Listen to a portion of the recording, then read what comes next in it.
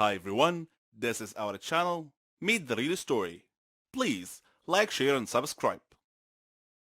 My name is Ricardo. Though I am a 21-year-old, my body is the size of a 10-year-old boy because I was born with a disease called Prader-Willi syndrome, PWS, which stunted my body growth while allowing my mind to continue developing. Most people would consider PWS to be a curse, but it was a gift for Dad and me because we took advantage of this situation. My story starts when Dad's company accused him of embezzlement and fired him. The scandal and shame of this incident kept him from getting any other type of work, so we left our country to start a new life elsewhere. Dad was still unable to get a job because his old company always gave him bad references when called by prospective new employers. Dad was worried about our future, so he improvised and came up with a scheme to turn me into the goose that laid the golden egg. You see, children always bullied me due to my small body size. Luckily, my mature mind helped me avoid fights most of the time. One day, Dad asked me if I wanted to become famous, and I said, sure.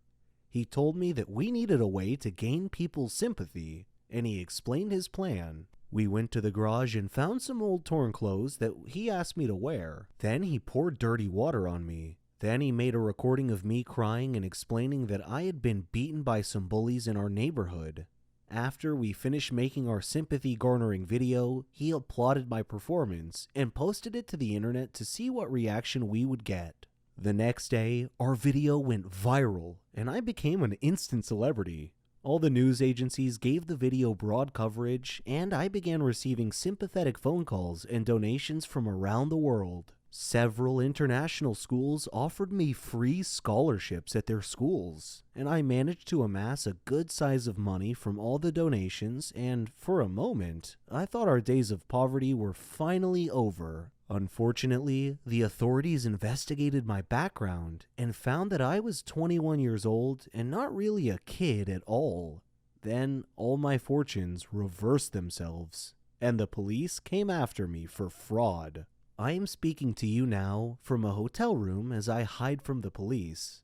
I have enough money to head to another country, preferably one that has no extradition treaty with my country. I have enough money to live comfortably without needing to work for the rest of my life. So, on balance, I don't have any regrets about what I've done. Hey everyone, my name is Gwen. My story is different from anything you've ever heard before in your life. We all have grandparents, and we all love them very much. When they die, they leave an empty space in our hearts. It's never easy. My grandpa died a year ago. Before he died, he left me an old weird-looking chest, which I never thought to open before, until today. I opened the chest, but all I found in it were two pieces of paper. One of them had only two words, Grandpa's house, and the other had a map drawn on it. I thought for a while, then I decided to go to my grandpa's old house and check things out. So, I went to the house. As I took out the key to open the door opened wide. There was no one else there. I was scared, but I was curious to find out more about the map. So I went in. As soon as I got inside, the door slammed shut behind me. I was shocked and scared, but I wasn't gonna back out now. The house looked so creepy and eerie, like it was abandoned for 100 years, and it felt so cold, cold, like standing on ice. I opened the map in my hands and looked around. It showed the inside of the house. I followed the path till I reached the door.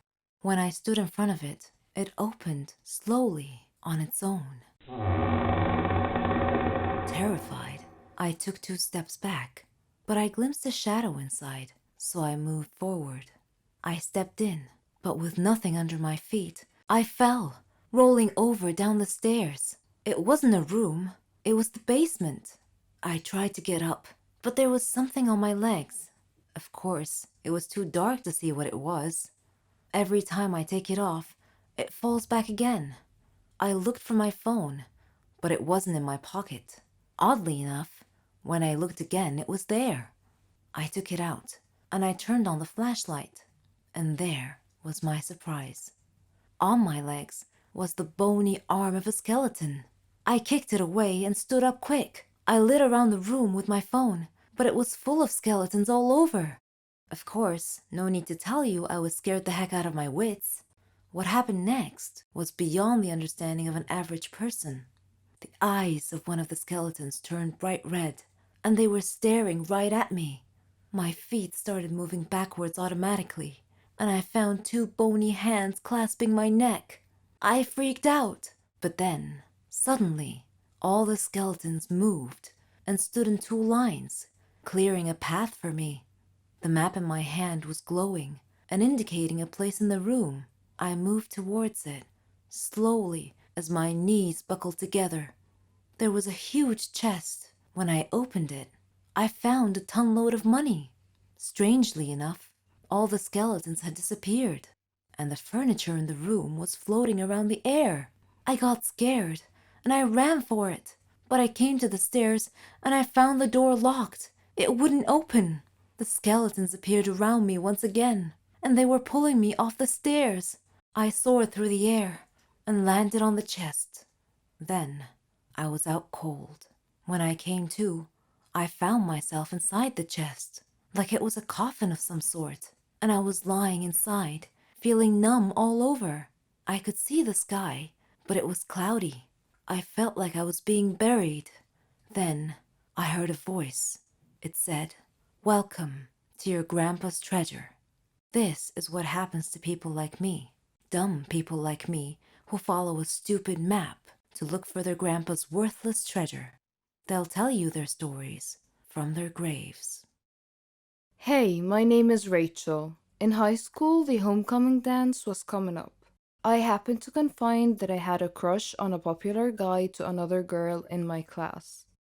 Unbeknownst to me, they were very, very good friends, and this girl offered to put in a good word for me. The next day, she told me my crush would totally say yes if I asked him. So, in between periods, I found my crush in the hallway, asked him to the homecoming dance, and he said yes. Well, homecoming is on Saturday. Today is Thursday. My crush, his friend, and we went to lunch together, and I offered to pay in the hopes that this will make them like me even more. And yes, I was that bad.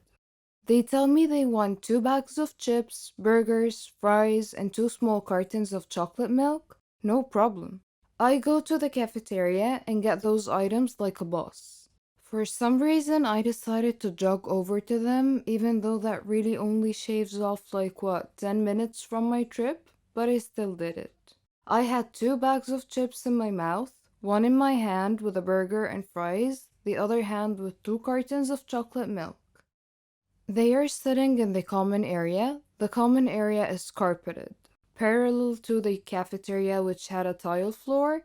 These rooms are separated by a relatively small metal line on the floor, and as I meet that line, my left foot catches on the metal. No problem, I have another foot. I will just swing that foot forward real quick and save this. But no, the other foot also catches. As I fall straight forward, I try to catch myself with my hands. Well, one hand had the chocolate milk in it, which just burst out, sending chocolate milk in every single direction. My other hand didn't help me either. It slipped on the burger in the bag and the fries go all over the place. The last thing to break my fall was actually my own face. The face with 2 bags of potato chips in my mouth. You know those jokes about chips bags being full of air? Well, they're actually true. As my face collided with the ground, both the bags of chips exploded at the same exact time and it sounded like a gunshot.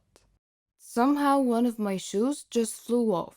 I tried to melt into the ground and fade out of existence for a moment, and this happened at the meeting point of the common room and the cafeteria. So everyone in both rooms either saw or heard this fiasco and looked over. About 100 students. It's deadly silent for a couple of seconds and then comes the laughter. And dear God, the laughter. It was like a jet engine. Every person there was laughing the hardest they have ever laughed in their whole lives. I even saw the janitor doubled over laughing, bracing himself with a mop handle. A teacher was trying to walk over to help me, but she stopped every couple of feet to use her whole body to laugh at me. All of this happens not 10 feet away from the table in which my crush and his friends were sitting. Everyone is having a great laugh, but my crush has the greatest laugh of all.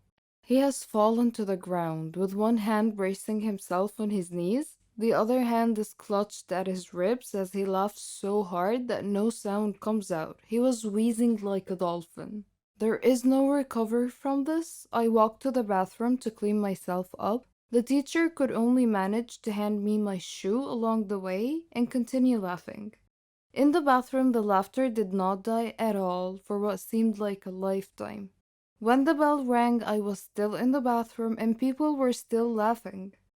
While I spent the whole day wallowing in easily the most embarrassing moment of my life, I thought, well, maybe I'm just a funny girl and he will like it.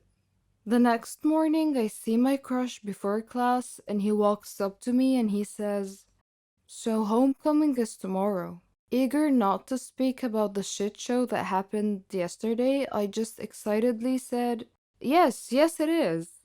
And then he delivers a crisp and says, so this girl that I actually like asked me to go to the dance with her, so I think I'm gonna go. To which I replied, yeah, that makes sense. I totally did not go in the bathroom and cry after that. Anyways, my crush said he will go to homecoming with me. The day before, I tripped with his lunch and face planted into a pool of random ingredients in front of the entire class. My crush did not go to the homecoming dance with me.